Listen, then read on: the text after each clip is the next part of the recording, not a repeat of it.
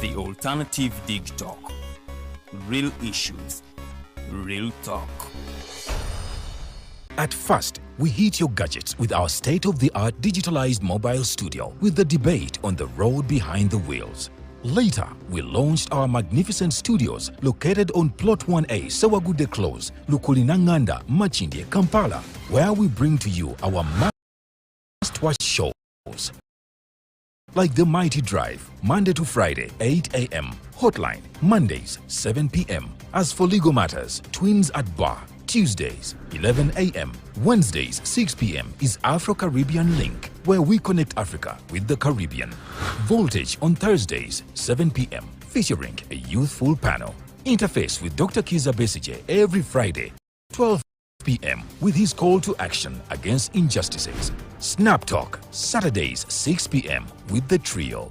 A must-watch, The Political Dice, Sundays, 8 p.m. with the duo that never stammers, and so much more. Watch us live on all our social media platforms. We are The Alternative Digitalk. Real issues, real talk. Hi, welcome to The Political Dice. It's controversial, purely political, well researched, accurate and global. Oyagala bya parliament oba council. Yes, State House oba ghetto. Ani ayuga ku ground. Ani gwe babuze. Okimanyi nga Dr. Kiza Besije aleese amaanyi. Olwofadda bafutoli abateeseemu obuvaazi. Oba yo DP eri kuki? Olwojema. Bano ba MKCG bo baddawa. Abo bafuna CDF baamala tebabanja. Olwo baba ate bange bali kuki? Abo bo akina kulabisa simanyanga posturing tebabiri bali mu structure building. Naye ate ono ye. Ani oyo oba? Ye ali kuki? Oyo tumuleketa gamba mpanyiga mawu. Ebe ndabena birindira nokuda Political Dice ku Alternative Digital nange Teddy Teangel ewamune Farida Bikobere buli wa Sunday sawa 2.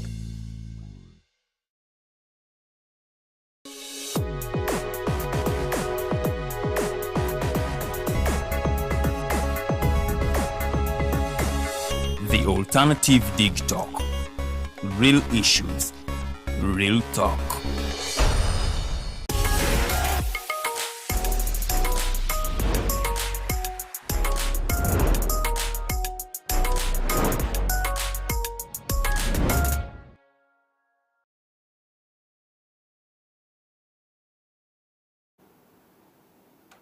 Hello beautiful people, welcome to the Snap Talk with the girl Teddy Teangel and the two beautiful princesses. Yes, we are back again, bigger and better. Hey, fetwewayo kubanga today terminate topics ezenjawulo.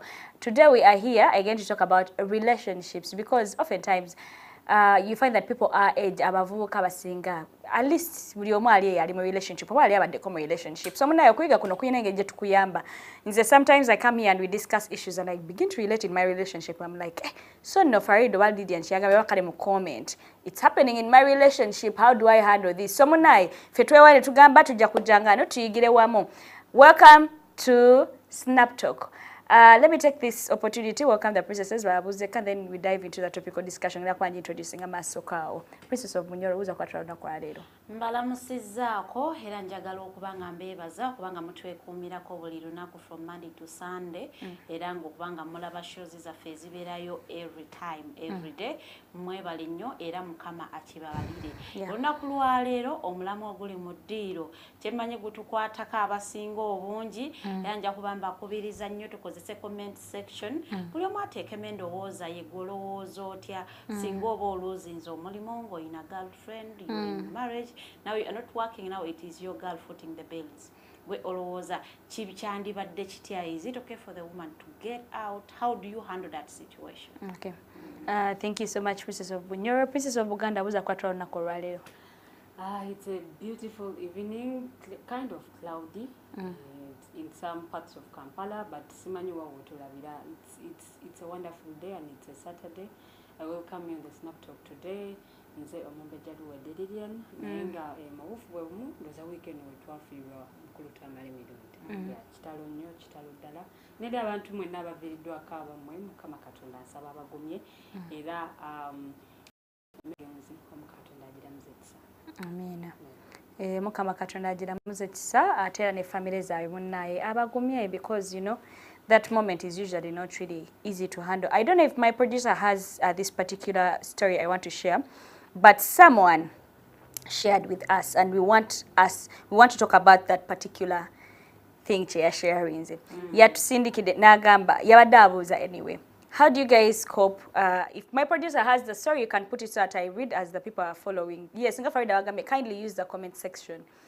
It says, how do you guys cope with unemployed boyfriends? So far, how do you cope with unemployed boyfriends? Nagako nagamba, mine got fired in April this year, and his money is finished already. I do not want to lie. My feelings for him changed. Even when he touches me, I feel like I am being touched by a millipede. I cringe. His jokes are not funny anymore. It's so hard to love a broke dude. I am only with him because I feel sorry for him. I keep praying for him to dump me. How do you cope with your broke guys? Okay, unemployed boyfriends. So today tunakuwa nga walabi omuchalo ya sharing the story na agamba muna ye boyfriend omuli ngwagwawo mu April banene no banga libera dene jemiezi sebe jiseko mu April libera dene ne agamba ye emyezi enajisewo, but she feels disgusted. You know when you're in, when you have money, your jokes tend to kunyuma. Obulamu buba butambula. Life is simple when there is some money. Yes. Life is simple when there is some money. Nga Princess Wagambi, Princess Farida Wagambi. You guys, waliwo engeri obulamu ebukaluba nga tewali sente. Ntoli oli agambe ne wamukwata kawuliranga egongolo. Otsusizamu, but yes. Facts are facts. People are out there. Olabanga boyfriend da amwagalanga nnyo yabeeranga fane nga kunyumira barakasene kago ayina engeri gyatandika okuba okuyomba kuyina engeri gye ku increasing mu relationship nga tewali sente, like everything kiyina engeri gye kitandinga. So the princesses are here, and people that are watching, kindly use the comment section. How do you cope with someone who is employed, more so a boyfriend? We all know oftentimes the men are providers. Okay, not even oftentimes. Even the Bible says men are supposed to be providers, but he is not working. You should understand this person. He is not working. How do you cope with that person? Mtanikiddewo mombeja owebunyoro. Bannaye kambabulire. Bulamu obutaliimu ssente tebabwangu. Naye nze nga tonnatandika kuwulira in some way. I really want Banjagala okubuuza, what is he doing in this period nga talina mulimu? Is he trying to look for another job? Did he get comfortable because you can foot the bills of the home? Oba akeera kulaba kuzanya games, video games na kulaba TV. Kati ekyo kiyinza okuleetera okubanga era gwe nga girlfriend ali mukola, how are you supporting him? Okubanga afuna omulimu omulala. Bane kambabuulire, abasajja bano balaba babeera naffe nga tetukola, and they are footing each and every bill of ours, and they're not even bothered at all, not complaining, and they are okay, and they are not feeling a certain way when you touch them. They're not feeling a gongolo on them. They're not feeling like a millipede is moving on them. But naye kakati obuzibu bwe tuyina nti ebintu ebimu biri mu butonde. Nti ate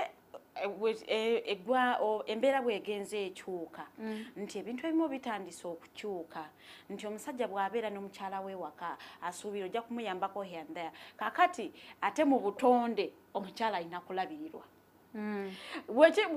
Goals bwe zikyuka ng'omukyala yalabirira kimenyamu tekimenyamu bumenya kimenyera Moso galabira omuntu awadde amulabirira. Thank you very much. Kimenyamu bumenya kimenyera because it is not in our butonde okubanga fa abalabirira abasajja. Kakati buli lwembeera nga nze atekinze responsibility y'omwami kijja kuzitowamu because omugugu si gwange, kiringa kusanga omwana w'emyaka 5 n'omwetiisa 20 lita y'ekidomola eky'amazzi because gwe omugugu si gugwe asaana kuweetikka 10 lita gy'asobola. Kakati bw'ompa omugugu gw'ongusitule nze mu butonde bwange nze awo sirina kutuukawo, kakati guba kugenda kummenya. Ate buli kintu ekikumenya, of course you will have to find solutions. Ojja kuguwummuza that is working out. oba ojja kumugamba akukwatireko naye in this situation tali mukola n'akasente ogambye mukalidde ke yali asevinze nekaggwawo. How are you supporting him as a girlfriend okulaba nga akomawo on his feet before you even start feeling a certain way okumulaba nga tacha jokes tezikyanyuma tacha gwe ng'omu girlfriend omuyambi otya? Are you looking out to awali vacant places omugamba by the way wano balanze omulimu by the way checking ako mu daily monitor yetera okufulumya emirimu? You have friends that even have jobs. Are you trying to connect Are him? you trying to kumubuulizaako ku mikwano gyo abaye some of them are managers in their companies like are you trying out for him because abamu kuffe abasajja be dating akukwata bukoloko n'akutwala ewa mukwano gwe chalo mumpero muri negwo omukyala bwobanga olina connection, are you using your connection okuyamba omusajja wo gwoba oyina? Kubanga bwoba tomuyamba then it means you loved them for what they had. You didn't love the person.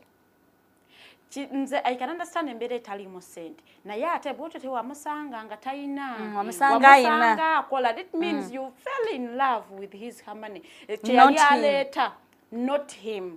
Kubanga kati saawe eno wali badde omusupportinga naye kisinzira ata ona aviiriddwako omulimu ali naye ali mu kukolawo ko bumuvuzi okunoonya omulimu omulala oba ye naye ali comfortable kubanga bw'abanga ali comfortable akutama ojja kumugamba by the way wano waliwo vacant place mbadde nsaba otwaleyo ko application and you will not do it, you will just sit at home omubuuze by the way what your application akugambe nedda kati oyo ajja kukutama naye omuntu gw'otali mu kusupportinga gw'otali na kuyambako yadde nate n'owulira nga akutamye ate naawe oba tobadde patana mulungi obulamu otali musensi bulungi naye bwe tukola when you enter a relationship batugamba mbu ekyanga kiba kifuuse hours what was yours is now hours nti kati now your partner isn't working, maybe you are living together so now oba ogenda kutandika okubeera ng'oyamba ewaka osasula rent. By the way egyo emirimu giba minene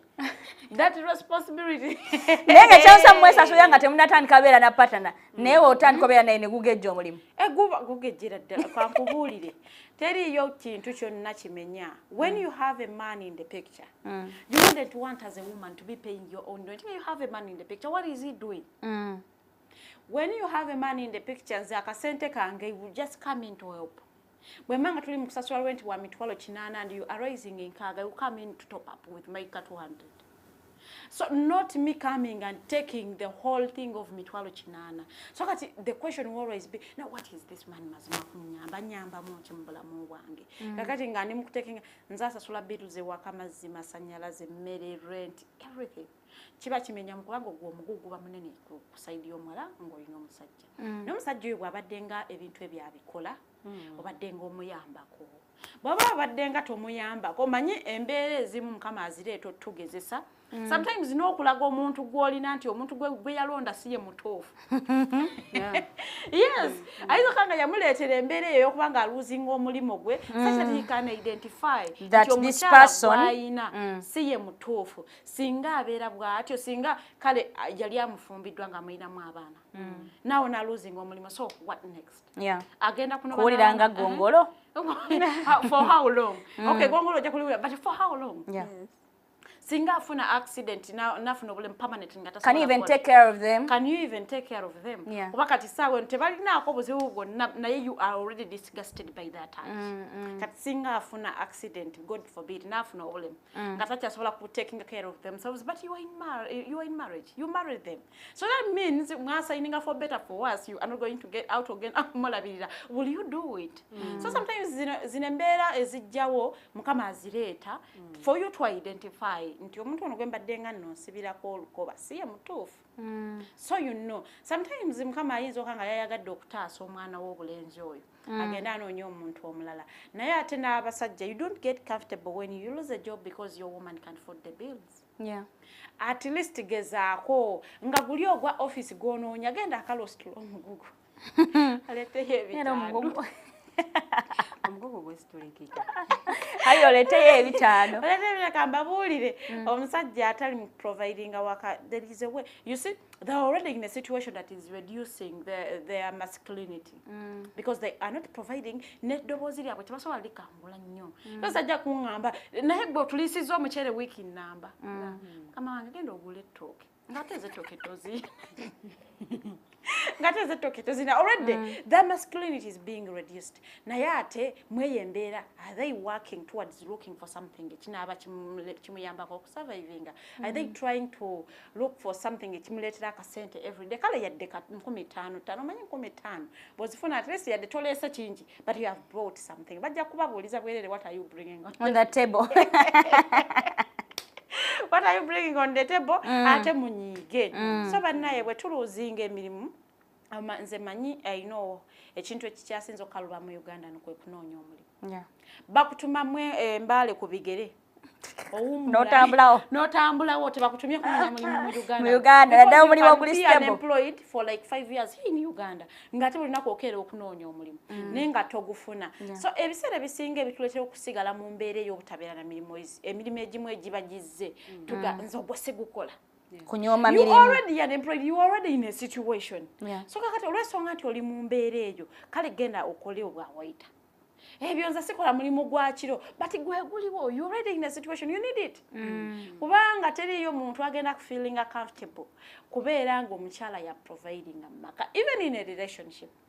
What if abakyala ekituleetera okuwa abasajja respect is their provision. If a man is not providing for you, kamba bulire ne bwabeera akubibi tatya ng'akusanga n'akusitula n'akwoza ebigere, if they're not providing, they will not earn your respect because it is their core duty to provide. As a man, it is your core duty to provide for a woman you claim you love. If you are in a situation that you cannot provide, oba ofunyemu obuzibu kakati oba tojja ku omuntu gw'otalabirira tomwambaza tomuliisa, you do not even know. Ogenda mugamba yo ki? But oba omugamba ki? Bajja kubabuuza what are you bringing to the table nga mazima ddala toyina. Nga naawe okiraba. Ate oyagala okweyisa ng'omwami because kati awo oba obuyinja obumu oba obugjeeko oba tokyali mwami atuukiridde. So abakyala bw'oweesanga nga mu mbeera eyo nti unless if you find your man unemployed ekyo oba akiyingira okimanyi, they wouldn't want you to complain. You went for a man who is unemployed and it felt comfortable in the first place. Why are you complaining? Hope gye wamuyinamu luli ng'oyingira relationship eyo nti ajja funa omulimu. Please keep it. Nkusaba ogikuumire ddala oba okuba vivi osabe Mukama Katonda bbaawo afuna omulimu kuba vivi. Naye bw'oba kasanga omwami wo ng'akola. It is not human okubanga ate ovaayo ogamba olw'okuba aluuzinze omulimu. Mbu ate mpulira amukooye luli nga tewamukoowa ng'alina ssente. So that means you didn't love that person, you actually wanted their money. Kubanga mwaka akaseera they were already feeling some sort of way. Banaba awo omuntu aba aluuzinze omulimu already alina bw'afiiringa ye nga ye. They are already under stress. Kakati ate omukyala naye bw'avaayo ate n'amwongerako stress. Banaye ennaku zino depression eri the rates are high. It is very easy for someone to go into depression. So kati mukana akaseera tuba tusuubira girlfriend okubeera understanding. Now wano understanding girlfriend wajjira. It's your turn to have his back like he had your back. It's your turn. Omusajja akulabiridde for 3 years nga teyeemulugunya. N'abakuthirowingira birthday parties. Mama mulwadde n'akuwa ssente. I want to do this here and he does it. Njagala genda ka vacation so he is doing it and they're footing the bills and they're not complaining because they want to see you happy. Most men want to see their women happy. Most men, I'm not saying all men. Kaba mutebafwayo whether you are happy or not. Does not matter. But most of them, if they truly love you, they want to see you happy. So akati bw'aba ebintu ebyo ng'abadde ng'abikola okuggyako nga bw'aba abadde tabikola ng'abadde n'omulimu nga tabikola kati ate bw'aluuzinga difference era tebeerawo. Oyo nkugamba bwa Mukama akuyambye buyambi weetegere nti omusajja oyo tajja kumalako naawe. Okay. Thank you so much, Farida. I think Farida abadde ayogera. It gave me a picture of how when we are choosing partners, even when it's a boyfriend, you should know is this person really, because you can be dating someone nga tonna namuwasa And a tragedy happens, probably you lose over a leg or something, and the question is, will that person stay, or again moving on and on someone else? Because it may not be marriage, but then you're having a girlfriend right now. What if you're hospitalized, you're in the hospital and you need someone to take care of you? Would your girlfriend really take care of you nti asobola okunaza sokola chi oba ina kirekera mama ona akula bambi ngokuze? Because you know it's different when your mother is looking at you ngochali muto than ngokuze naddala for the men. So atenga chandi yangu nti when you have a girlfriend, for her already abera kulaba, so she can decide to take care of you because akumanyi in and out and all that. So Farida wada it checked with me, and I came to understand that okay, even when it's a boyfriend, you're supposed to choose wisely. Yeah, because not everyone can stick around. Because how do you tell me? I love how they've been showing the exact where we got our point. Someone was sharing their story. Gwenene yakajoininga ngagamba ye munaye bawo kuva mulimu gwagwawo ayine ngiri jam disgusting. Literally she was trying to say she's disgusted by the man in that no wamukwatako awuliranga egongolo alinza mchawe. So she's that means she moved on. Yeah, so she's praying nti bamchawe, she's too kind. Yeah, atyo kuchawa ne asabaga masashire tsajja chincha waneze kusabira takuchawa muri nyeri yes. Anyway, let me get Princess Luwedde's view about the typical discussion of the day. Well, obulamu buli musenze, yes, of course, but how long have they been dating? And what's the stage of their relationship? Are they married? Are they still boyfriend and girlfriend? Is it fiancé or something? Of course, how long have you been dating? And in the dating process, how has that relationship been? Now, their relationship says zimunga zirimo kunyunyuta. Nga wali wafune chiku ngomuntu alinga ngechiku kijja kyo kinywa bunyi musayi because echiku tetukina value nene gye tukifunamu. Sigamba mu kigenda kutta oba bino oba kijja kuluma ensiringa buno bu lizards and all that. Naye nga kyo kinywa bunyi musayi and then it goes away. So izo kwa mu relationship eyo gwo badde echiku. Kati owulira tables have turned. Ati nawe owulira ddala nga ate gwe tosobola kukiholdinga for some good time because the person lost the job in April. This year. Oyinza okwesanga musajja atu ya losing akalimu nga kasente konna konna ke yali badda saving abadda ka spending akugwa. Go badde onywa, go badde okola ki. But in this relationship, have you been having like those conversations projecting how the future is going to be? Because such things happening right now, bikulaga nti bwe munaafumbiriganwa obulamu tebugenda kubeera smooth. It's not going to be nti bulamu butambulira mu direction eri very flat. There are ups and downs, mulimu obukona kono and all that. So if those bukonas come, how long are you going to be there? So gwa omuntu agenda oleka omwami ku kitanda otambula ogende n'omusajja omulala. Because waliwo mba mulayira oba mu bulungi ne mu bubi, mu bugagga ne mu bwavu, mu bulwadde ne mu bulamu, and then mu bulamu woli, but where are you in the bulwadde? That person might be there for you, ne gwo n'omubeerera woddi. So I think these are some of the things byetwetaaga okutunuuliza amaaso tukijjemu nti obintu obirabira wano. But are you seeing the future? Because most of the times nga olugambye choosing partners, you might choose someone ne mutandika nga muli bulungi. But mulimu empisa z'otuuka n'ogamba I think I can't hold this. I think ono omuntu sijja musobola. Kati you can imagine olaba awulira nga bw'amukwatako alinga awulira eggongolo. Naye kakati the question is akyogedde bw'atyo, but how is she treating him in the first place?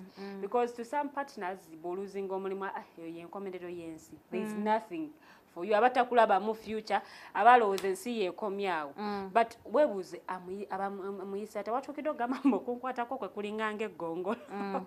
Ng'eggongolo erinkuteko. So I think in the first place they needed to sit down and communicate.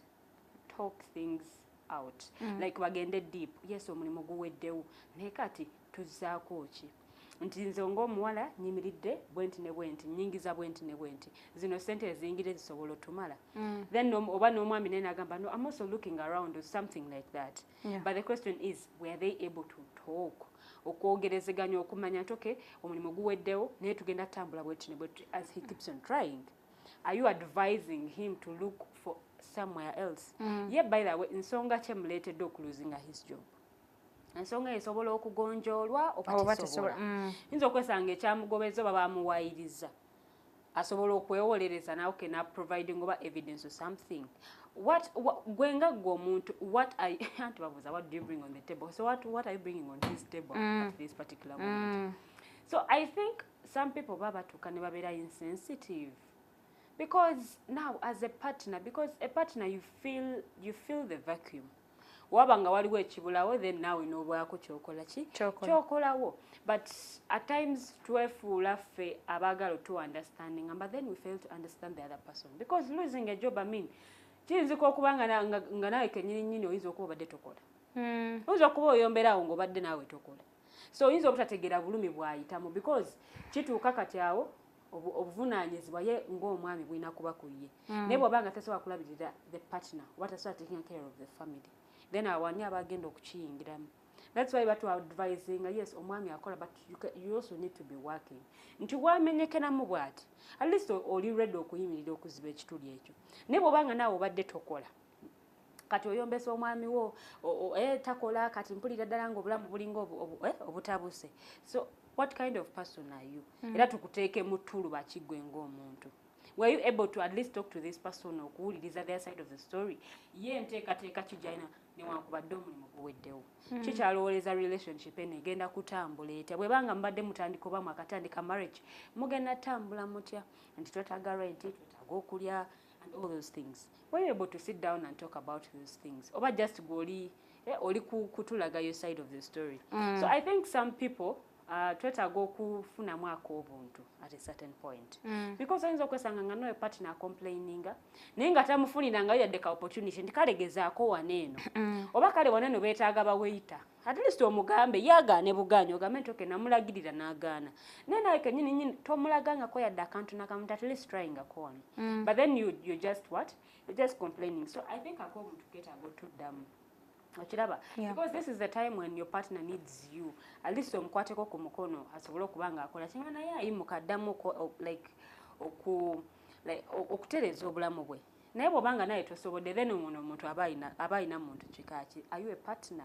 Are you going to be that wife? Are you going to be like omuntu oyo anaasobola okugumira obulungi n'obubi? Anaabeerawo mu bugagga ne mu bwavu. Anaabeerawo mu bulwadde ne mu bulamu. Sibe bana asobola okwagala omusajja omulala awo wennyini nga tukyali kulumbe nga omwami tebanabana kumumalizaako ttaka because they need to figure out life eddako mu maaso awo ng'onaavuddewo. So I think sometimes ffe ng'aba partners naffe tubeeremu kaako obuntu because oyinza okuba complaininga nti ono omulimu guweddewo naye gw'obadde okola mu relationship obadde naawe oteekamuko kasente oba obadde kikungo gy'onyuunyuuta. So this is the time omuntu wakwetaagira kati it's the time bagikuwadde wali babadde tebakuganyiza naye mu kaseera kano bakuwadde. Basajja bali very proud nga bw'aba alina obusobozi they will not allow do everything, to do anything. Like oberanga, so they will take care of you. They will do the real meaning of a man. Abera afutinga every bill. You want to do hair, you want to do nails, you want to go shopping, you want. So they will do everything because they feel it is their responsibility. So kakati ni wabera wa abalala ajokugamba omanyize mbeera ngitegera kwa muyiribinga mukera kumanya munonya kibuga Kampala agenda gange mbeera ngitegera you are going to do this, I will do this. And it is also okay for as long as you understand. Ne mukikanyako nogamba kusinziranga embeera bweri nze for me I will never give you money for hair, for your nails, for your clothes. So you sit knowing. And the water is looking. I say you can't. No. But also I think Since when you know me this much? Was he able to save some but also even when he's so mukazi yalabika nga atalina kyakola. In this whole picture, when you figure out what the message in this, omukazi yalinga atakola. Because when she says akasente twakalya ne kaggwawo, baakalya naye okuva mu ogwokuna okutuuka mu mwezi guno gwe tulimu ogw'omunaana. Emyezi si mingi nnyo, mpozi ngategeeza ogw'omunaana. Ayinza okubanga Kampala wano oyinza okusavinga sente mmeka. Anti kati ekyo kye ŋŋambye nti yali akola mulimu ki era yali asobola kusavingawo kasente kenkana ki. Oba si kyo nga ne girlfriend alabika abadde takola. Oba si kyo nga n'omulimu girlfriend gwakola guyingiza sente ntono nnyo okuba nti esobola sustaining ababiri. Because we need to look at it. But in a situation where the girlfriend is not working and the man has no job, so who is going to take care of the home? May I feel like this whole thing, when this girl expresses herself, it's not like she's not working. She is just disgusted by the fact that she's no longer receiving what the guy used to give her. Yeah, true. Kwanga gamba ne wamukwata kawulira bubi because the guy doesn't have the money anymore. So it is past that they are not surviving because the guy we barely survive and game. Dating sa ono yali anonya oli yali mulavu ono nga wa sente. Ono teyali mulavu. Na yinzo kanga yali mulavu. Yali mulavu nesobola okugenda. Farida munyeze najo munyeze satulavu obulabwetu. Esobola. Ne muluna kulumu. Toba nabuuziza bamaze ebbanga kinga badeting era babadde ku stage kakati kankubuli musolo kwanga maze emyaka 10 nga mudating love negenda in one day because of an action your partner has done and it just goes and you just can't find it akala kako omuntu kasigalawo no bwe kabanga nako kagenderawo mu myezi esatu because if you remember nti omuntu ono abadde anjirawo omubiri You should be humane enough. Myaka gino gyonna gye mudetinze bwe gibanga myaka nga giringa esatu nti omuntu ono abadde nganjirawo omubiri anyambako ku renti nanyambako ku bye neetaaga ewaka nanyambako ku byokwambala nanyambako n'okupaka upkeep oba n'essente z'enviiri naye at least mu myezi gino esatu owulira nga weetisse omugugu munene nnyo tegusobola kwetikika naye nga teye abadde abikola nga takomplaining. Nze Lilian wabadde ayogera it made me realize how as women twagala nnyo beera ku receiving wing. Like, because, I mean, this woman is clear. She's not saying, because it's different if you're dating someone who is broke and you guys are barely surviving, but then they are surviving. But the fact that, you know, those extras, she is disgusted. So oftentimes women, tubeera nnyo ku receiving wing, which is not right. And abami, wemba mufuna abachala, make sure tofuna muchala nga gw'omaking nti ya ayina receivings because trust me omukazi agenda kumenya ne wana abakuzalidde abaana agenda kumenya funa omukazi yes nga Farida agenza na mentioning that sometimes to dating abasajja nga they want you know to show their part that they're in control. Yes, even when you're doing that, a woman that tayagala nnyo kubeera nnyo ku receiving wing, you jamulaba nga coming through on certain things gwe n'omwegambira let me give you back the money. How much did you use on that? You know, you pay back the money. But then omukazi aliya nga kunyunyuta, she will have the money, go to the market, akubira game. Katsigenda funa court meal kubanga sente z'wampadde ziweddewo. Nenga genze na extra money. Nenga she can catch ufuna kuzize na yongerezaako. So men, as you're getting women or as you're getting girlfriends and all that, be conscious of this person. Yeah, amanyira kubeera nnyo ku receiving wing because I have had conversations with girls who are even younger. I have had conversations with my young sisters, my young friends, and I've heard them say, omusajja abatampa kino na kino simwagala. And then you're like, and for you ogenda muwachi bro? Because what are you going to give that man that omukazi omachata so amuwa? Because if you say, me I wouldn't date someone, nzera njaba musajja nga soko ngwe motoka anzimbire bichichi. Your brother yakawaye bameka amamotoka yakawaye bameka amamotoka oshegera mugasa ko tanka business mbamwagaza. I have had conversations with young people, their mindset is like that. I don't know, I'm lucky that at some point when I was younger I never really had that mindset. I settled for okay omanyi nebyo kweyo lumuka settlinga ne mutumenye emitima nga etulaba to sacrifice ngogambye kasalo kanzimbe ne ati ne mutumenye so abana kati bako okwezimba abana bakeera kumacha iyo oli omwana ngali ku campus nenga agamba chobola people are dating aged men because they are doing that for them. It is what beba sobolo providing. But then you want a muvubuka to provide for you. Yes. Singa ne tata wo yakuwa. Yes, that's true. Oyagala kuwa buli kimu n'okusinga tata wo kye yali akuwadde. Ata wo kirese bulala. Kyecho. Wacha kirese bulala Farida. Okay, n'okusinga tata wo kye yali awadde maama wo. Mama we. No, nate ebyo birala bukale. Relationships are different. I wouldn't want to compare my relationship to my mother's relationship. No, as well. I wouldn't compare my man's provision to how my dad provided for me. As for me, my dad sacrificed all he had for me. So that you is want not this guy, debatable. you want this gentleman to also sacrifice all he has for you? So when you choose me,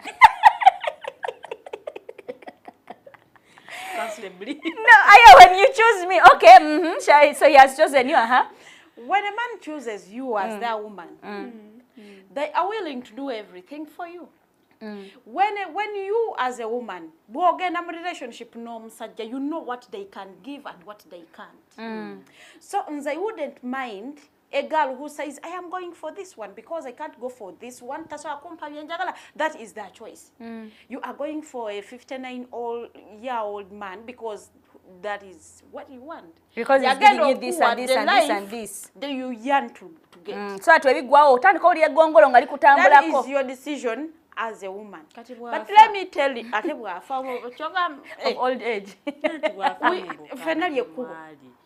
Anti kati oba ogenda kubeera wote Farida omanyiridde omusajja akkira nakuwe no Farida me I want you to guide Farida I really want you to guide these young people in this way because me most of the times when I see someone say that, in fact I have a conversation usually mbigamba muganda wange my sister mbera mugamba we have our brother said so I mbera mugamba hey so kati you're saying also said no mukazi naye amugambe batyo if he can't give me this if he can't give me the other I'll be okay because if your brother naye yeyanga nawo omufiirwa ketsa nogamba no my brother yeyiya sina muleka it's the same way you should feel for such toleka ku dating kakati uliriza kakati uliriza Teddy kakati fenna wana abasatu do you realize fenna ebintu betwagala mu relationship byanjawulo byanjawulo so there is a girl who will go for said because they want to build with their man. They want to have a say in their relationship. They're there. And then there is a woman who is saying, I wouldn't want to go to build with a man because normally if you build with them, they will leave you and go find another one. So yes. That does one. And then there is this young girl who is saying, as for me, when I get a chance and omusajja omukulu nga he has money, he can take care of me, they come to me.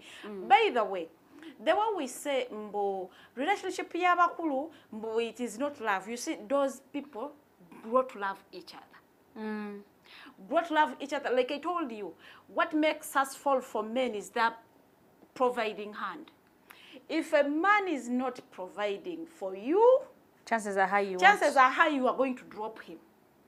Chances are high, 90% you are going to drop him. Farida. Because I wouldn't want to babysit a man. Why am I doing? What am I doing with the man who is not providing? Katono. I am a girl and I am learning. I'm in class. I didn't know. I honestly didn't know. But then I'm coming to think about it. No, but I'm falling for one who has not provided for me really. Are you still with them? I didn't leave because they weren't providing. It was other matters. I'm like, I'm risking Nico frontline in risking her for you, and you're not seeing that, you're not valuing that. It was different. Exactly, but Chiva so the men out there can know because it's factual. It is true. Love when you tufuna mukusoka. But it is okay and never tampa chintu. For as long as I love you, by the way, it will disappear. For you to have a stable relationship with a man, they should be able to provide. If you are in a relationship with a man who cannot provide, chances ziri waggulu nnyo you are going to cheat, or you are going to leave. But if you are bold enough to get out, no one is going to settle for a man who does not provide. Tali yo because buvunanyizibwa bw'abasajja okulabirira abakyala baabwe. In situations where tujjanga omusajja alemereddwa nze mbanzize mu ekyo ekifaananyi okuyamba. Not to take your responsibility as a man. That buli wobeera mu relationship n'omwami wo yadde wa myaka gyo gwengo ow'emyaka gye a woman you are working often ekyasatu kyo. Why are you settling for a man who is not working? Because I mean gye emyaka tannafuna mulimu gwenga agunoonya n'ogufuna. So, omwami, by the way, when you pamper these men, when they become husbands, tebagenda choke.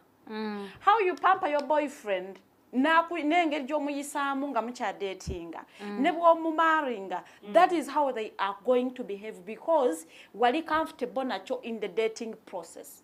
Naye onokikompulainingako atandika okugamba bwe buzibu when you wife a woman atandika okuteekako amateeka. Not be realizing that it is their responsibility. I wouldn't want to kubeera nga nkubiriza omwana omuwala okubeera in a relationship where a man is not providing anything. Your relationship, the same way I wouldn't want to wakugamba omusajja omwana ali mu kwezimba because the men abalyoke nakyo. There is a man who is going to give you everything and I will not complain and they will be happy to do that.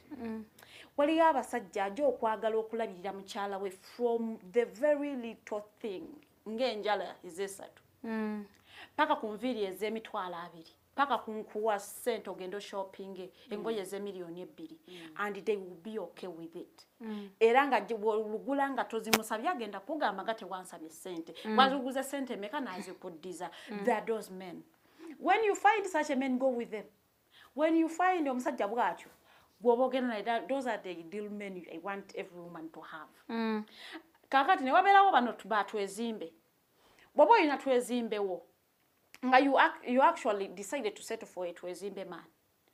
They should be providing a percentage in that relationship. Even yaddenga muli mu kwezimba ino okubaako kyaleeta. I agree with you on that, yeah. Tosobola kubeera mu twezimbe relationship nga ulitamayi responsibilities engo omusajja. Mbukakati tuli mu kwezimba, they cannot give you anything because they are building somewhere. So as they are building somewhere, muli alowooza ani akulabirira? Who is taking care of you? You have a woman who you are not taking care of. And she looks okay. And she's good. Akyusa enviiri, akyusa engoye, it is okay. Naye ng'ogamba, kakati esentence zenkola tuli mu kwezimba. Bw'omunaye nga bwe weezimba in a relationship, a man who doesn't bring anything ng'alina gw'aziteeka ewalala. That is not a right relationship. Ne bw'onoomufumbirwa, byabadde takola ng'akuddeeti nga tali bikola. Mu marriage, they will not do. I always tell people, the things you ignore, relationship, they will be the very things you are going to leave that marriage, you are going into. So I don't think waliwo mchala tagala kumuwa. Even the richest, by the way. Nabo betugamba bazali tali mukubuuza what do you put on the table? Because singa abadde tacheta, abadde tachibuuza. Because she has all the money. Naye omulaba nti even at ku level ye naye abuuza omwami oleeta ki because it is in our nature as women to be given. Waliwo ngamba abakazi batondebwa kuweebwa. It is in our nature. Era eddiini yaffe ekirambika bulungi nnyo nti omukyala ayina kuweebwa kulabirirwa. Njogera ku ddiini y'Obuyisiraamu. Gamba. Yamwe sigimanyi kubanga nsoma ddiini ya Buyisiraamu. Kakati omwami ataleeta kintu kyonna mu relationship, I wouldn't want okukubiriza omwana okusettlinga for that relationship. Egenda kukumenya ne bwe munaagenda mu marriage, it is going to weigh on you. Hanga omusajja tagenda kufindinga responsibilities ze. I want omwami ategere nti kino buvunaanyizibwa bwange. Ne bw'oleeta 3,000, at least you know it is erogezezzaako. You acknowledge nti bubadde buvunaanyizibwa bwange naye nnyingi siziina. So zino ze nsobodde. Kusinga bwonna ngamba, but there is this boy of 28 and they don't have the money, and then there is this girl who wants to look good. Because if abaana ab'obuwala, you go into a relationship knowing omwami wange, you gauge them. You know what they can do and what they can't do. Sometimes others, we get disappointed. You go into a relationship thinking, omusajja ategera bulungi nyanda. You are disappointed. And by the way, dating young or old does not guarantee a good relationship. Yeah, that's true. You can date an old mature man, nenga tategera bambi. And then you are like, mbade manya ina experience. Okumanya nti bino ebintu aba ina okubitegeera. And then you will date a young boy nga amanyi obuvunaanyizibwa bwe. So it does not guarantee a good relationship. When afuna omwami w'emyaka 6 abuloyo abajjajja. Akati wono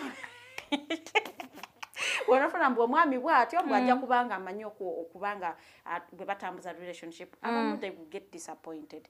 Naye omwami yenna alina okubanga ali mu position erabirira omuntu gw'agamba nti ali naye mu mukwano. Obanga bedatingako bwedatinze, I don't want to care oba it is you are dating for marriage oba you are dating to waste time or for fun. You're supposed to provide. Okay. Thank you so much, Farida. Because I want us to sort of engage the people online, please keep those comments coming. I want us to start the comments right away, right now. Omwami Brooke Agambe, I support young ladies to get married to rich old men to live a comfortable life. Who can provide for them? Yes, there is some embarrassment because you can't say anything in the marriage and you have to take care of his old children and be insulted and abused. But he has said he encourages. If someone wants a comfortable life and they feel like, you know what, this 22-year-old or 28-year-old can't do it, let me go for a 50-year-old. There are women who condemn things because they have not gotten a chance. Tafunanga musajja mukadde mugagga ajja mu China konti nkwagala munanga I want to wife you. Naye singa abafunye opportunity eyo, they will not say no. Now because they don't have that opportunity, they will come and condemn. Nze tamukikola. And I know like those men, yes, they are widowed, talina mukyala, they want omuntu amulabirira, omuntu ajja okumwagala. Bwabanga bali genuine, why are you stopping a young girl going for that? Going because for it that is a good life. And because it is literally their father. It is like they are marrying their father. Your father has chosen me. That is the whole thing about it. Okay. Our next comment. Anyone has already comment? Ngena soma comment y'omukulu Norman. Agamba fejembera abagaga bayina buno obuwa obweru. Omwami agira atambuza obubwa buno obukoleddwiro bamuweeyo akasente akatono oba agezeeko sports betting ayinza okukuba omuyindi naddengulu. Really, sports betting is not good. That is agenda betting azijjewa. Already akasente bakalya kagwawo. Mpozi ogw'okutambuza obuzungu naye mulimu ssente kuba ziba z'abagagga era munaye bakutiipiira. naye obukoleddwiro. But I want to echo man. I think the moral story of Normani's statement, he's trying to say that, man, just find something to do, however mean it may be, which is Farida mentioned it earlier. Nagama, let's get away to Kemgugo, to show efforts that, okay, yes, I lost my good job, but I'm trying, it's just not working out. Yeah. Any other comment you have? Brooke Williams Agamba, young ladies, if you know you can't take care of old man children, please don't try. You will be embarrassed and abused after the death of that man. And that's so true. Yeah. Very true. Olusinga benkana naawe. Olaba bino ebintu. Bagamba obatozaddeewo simanya gwe bakufulumya nga tewali gwe beebuuziza. Bannanga abaana abo banyiivu simanya obusungu buvaawa. Naye nga takyala abadde anyumirwa comfort yo gy'obadde omuwa. Naye abaana bo tobanyumiza bakufulumya. Naye kati bo abaana balaba gwe az'okulya ssente za taata waabwe. Ne batatunuulira kiri ky'obadde oleeta oyambako taata waabwe to survive. So mu mbeera bw'etyo bw'osanga amaka gabaddewo togagenda mu bakuzimbira agago. Ajja kupangisiriza. Tannagazimba nga badde apangisa. Nene chawunza no house joganya ogenda mukati gwagago tebanagazimba. So nagamba wae katupangi. So oba toli comfortable naye katupangi sene. Katonda abamwanguyiza. No, but it's very possible. I personally feel like, for example, Farida agambye mbu there are men that don't have what? Wives, bakazi bafa and all that. Yes. Yeah, I think it's okay for such a divorced. Yes, for such a person to get married again. I have a friend who was dating an old, anyway, 40 something is old, 45 is old really. Not so, it depends on mwala badenkana. Yali mu 20s. But this person was sort of ngaringanga moto because waliwo abantu abalaka. He was a biker, moto mulaba ddala ngo okay nga tekibera nnyo nga tekibera nnyo. Okay, yes, of course obera nayo mulaba nga mukadde. Tekiwawaza matu. Tekiwawaza matu kimu. Okay, nyakankaaga bichi yes. Kale nga tekiwa okay kyali kiwawaza because angamba oyatambulanga naye yes ngabera awulira embarrassed sort of, but then the fact that omuntu yamu offering up picnics, so we go for a picnic, we go out here nga tani abana bakadiwa nayagala living enga ye like tukadiye omugamba tugendeko out agamba out yati abo we batyo. But also to add, in me I think my argument would be the young people. Me, I'm not against people dating people older than them, but then I'm against someone thinking that while for them they are 20, 25, 26, they have failed to make ends meet, and they think a man is supposed to make ends meet at that age. Probably you want to find a 30-year-old that has figured out everything until yes, they are there, but then not everyone can do that. So my young people out there, them being there, but their focus is, if a man can't give me a new car, if a man can't buy for me a house, a plot of land, I don't want that person. I think it's not fair. Whereas if a man can have you in their lives, okay, yes, they're renting, but then they will pay their rent, they will take care of you, they will know when you'd have to dress up.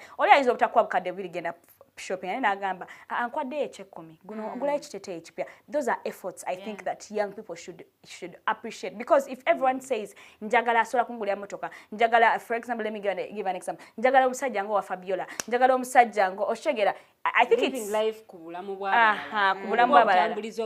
thank you. Yes, because young people are doing that. Where do people get men like Fabiola's husband? Where do people get men like, let me say, Lucy's? I think that is the young setting, as in young people having that setting, njagala mbere n'omusajja ng'alinganga oba ali webati so that has misled them nti omusanga agenze omusajja omukadde, not because they really want that person, not because they are really in love with this person, that they can put up with whatever comes with it. Nga buruko abinyonyodde you'll be able to put up with their family members, abana benkana gwe nga kyonna drama gye baleta you can contain it.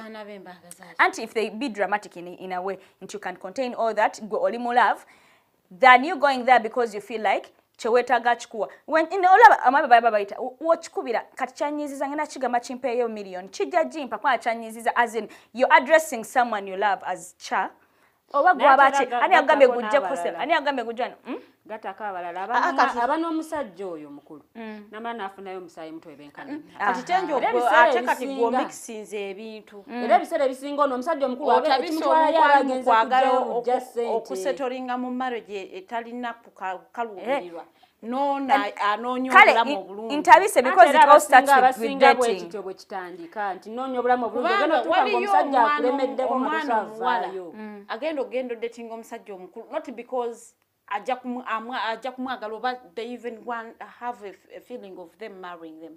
Nalwokuba aja kumuwa sente.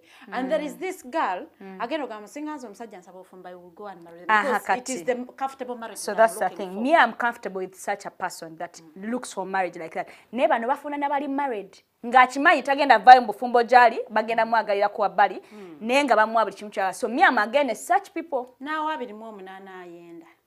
So it is all cheating. Oba wankaga oba wana oba wabiri they all cheat. Yes, they cheat, but what I'm saying chirumanga ate omusajja ata providing ate poinda. And then you just wonder za kwanzizo oli azija abera na word just baba ne word abarabe duka. But yeah, for me I think my argument is one. If you really have, because there are people that are young, I have a thing for, you know, abakazi abakulu. If you are willing to settle in that say and you take care of it, omukazi omukulu wana abakadde togenda agenda because the money is done. Sometime omwana obulenzi yajja ko mu inbox yange nga yebuuza whether ayine ekizibu nga he finds married mature women attractive okusinga abana abato. It's possible abana abato balina for lot him of he work. gets attracted to abantu abakuze. He was 27, I think it was last year. Nenga gamba dating abakyala 35. Anti ababera babirabyerabi ngoli atagala kwa hard time. Naye gamba those women don't have drama. Truth. It's very right. So teri bintu bino bya kwegoba. So nafa abawala, you will want to go settle with a mature man because you know toyagala drama wabavubuka. Tokubye simu akubloki nze nkyata ateseyo mukwano gwe namuteka ko because they want her. So you know this old man will not do that. Bwaba omunyizizo doesn't even know how to put a status. They will come straight. Naga mmanyi kino bwe kyanyiziza. Teri yo bya kwegoba ate you will have to sit and think oba namunyiziza that is not talking. So no zagali abantu abwe batyonga teba. Yes, and I hear them and I am behind them because you guys also bana abato nabo bali bawa hard time. Siba wala sibalenzi and abawala bali dramatic. I have a friend of mine that I keep telling you dramatic. No, you're just being dramatic. That's not how they had a relationship. Like kati there is a friend of mine, she was telling me yanyigira boyfriend because girlfriend day simanyi atandika dine yajja ne batamwa birabo. So nangamba mbunanyiga ne mugamba isn't that really dramatic because meanwhile their relationship had just started. But no, I felt hurt ne mugamba no, you're being dramatic. Talk to your guy. That relationship ngabatu a few months me akatandika. Mama watu ngabali so kiddish. Okay, they have that excitement of yes, I want to do this with my partner, I want to do this with my partner. But partner wa ino obusobozi. Asobola kutwala ku wonder world. Nayo libizo oli mukusaba bintu bya bbeeyi, oyagala bakutwale mu bifo bya bbeeyi, simala bakutwale mu hotel bweti ne bweti. Nembo oli talina busobozi. Because you saw your friend nga bamutute yo bam proposing ide nawe oyagala bakuproposing ide. Oyagala eri shouting eyo oli chukanga gwe already yagifudde mini aze ku mulimu kwa proposing. Naye gwe oyagala naye batimbenge eyo. So I think how we design our relationships is also key.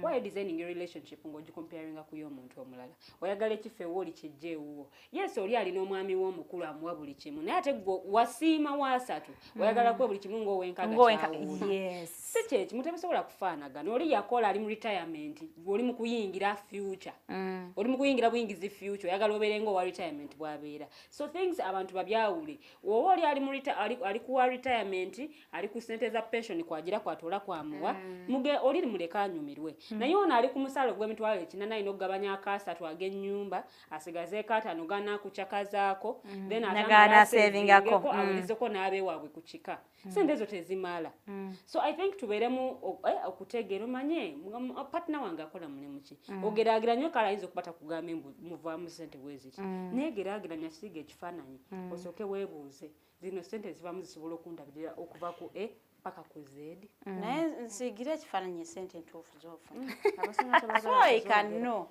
tuzikutte tutya okulaba nga tudeveloping olaba you might sit there ng'olowooza omwami wafuna sente nyingi nnyo because of the lifestyle they give you naye nga sigamba nti azifuna nga bwazifuna because they think you might go nga tazikuwadde nga bwazifuna bwazikuwa tasavinga talina kyakola n'omubuuza sente z'okola ziraga n'omulekawo emitwalo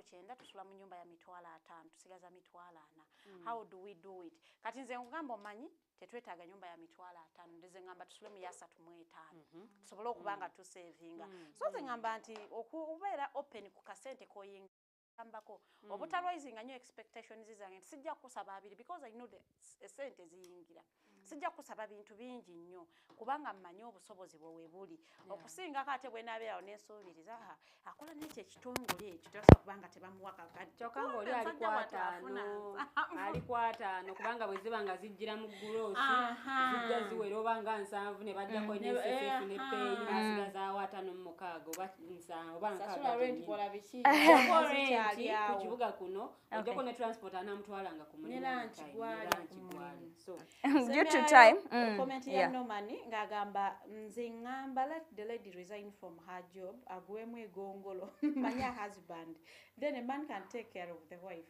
ate babanga ate skills zaina size betage wange gyenkola so eyo tejja kubasolo the customer, I think that the last comment due to time. Brooke Yagam, yes, Farida, you are right. There should be cooperation in marriage. Some women believe they will be in marriage for just eating food and giving birth. That's true. Some people only, I have had a campus say, yali muthadia inagamba for wamala campus if no one wafuna ganga so mula bya chimche yetaga nenga yagala be a housewife, she can settle for that. Women, it's a scam. You should not settle for being a housewife. Why even at campus in the first place? Why chasing that career? I mean, to study so that you have a career. If you get so me of near or second class up or lower, go chase a career, have a career. Don't shift your dreams for someone. So,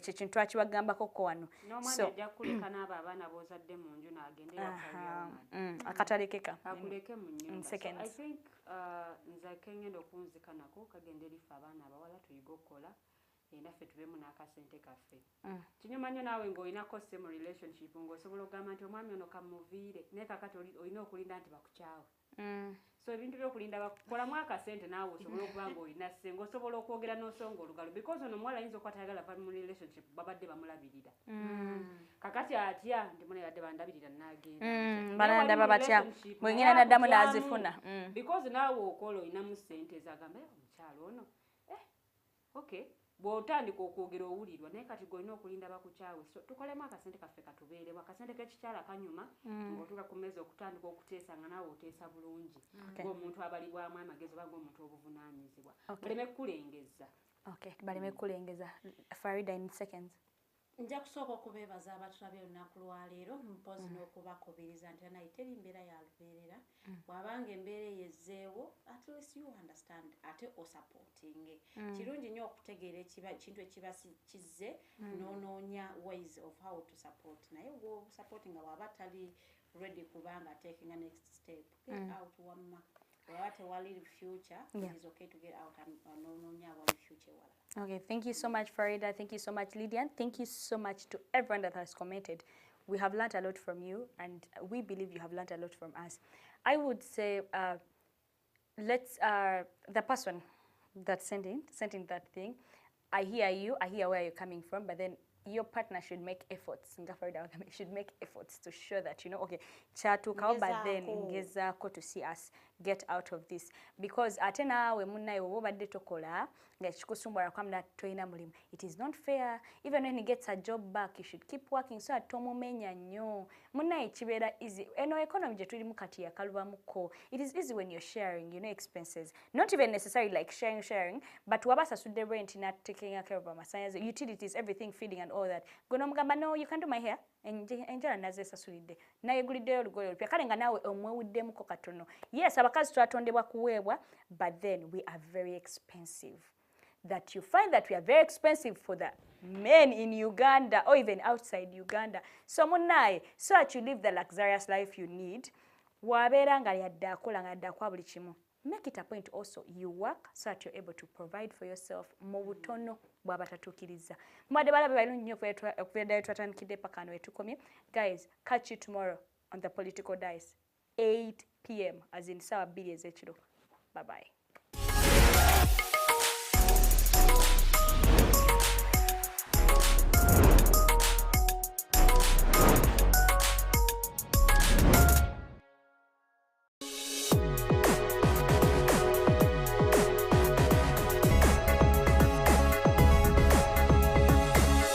The Alternative Dig Talk. Real issues, real talk.